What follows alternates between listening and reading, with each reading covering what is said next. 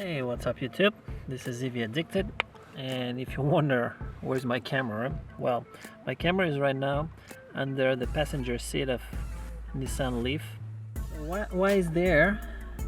The reason is, like in the winter, I usually drive by myself.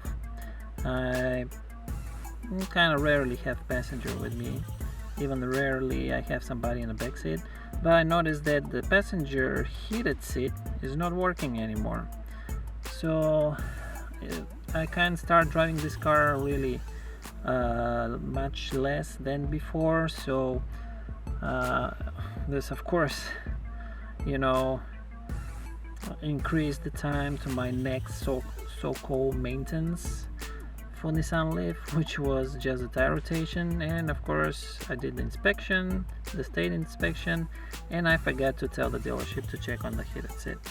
And funny enough, I forgot here the passenger window rolled down. It came storm, so it kind pretty much soaked the passenger seat. So I was thinking, oh, it will be good if this passenger seat could work right now. So I decided to check what's the problem. So I just looked underneath and saw all these clips here, and to be honest, I didn't know which exactly could be the one for the heated seat. I'm assuming the other one related with the sensors for the airbag, to sense whenever there's an adult sitting in the passenger seat or there's a baby seat there.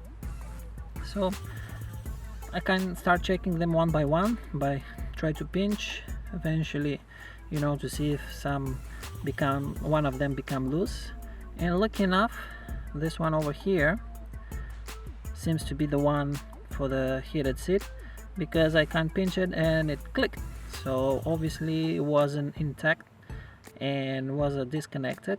So voila, after this I turned on the heated seat, and after a few seconds, even in the summer, but there was no sun hitting the car, I started feeling how the passenger seat will start warming up.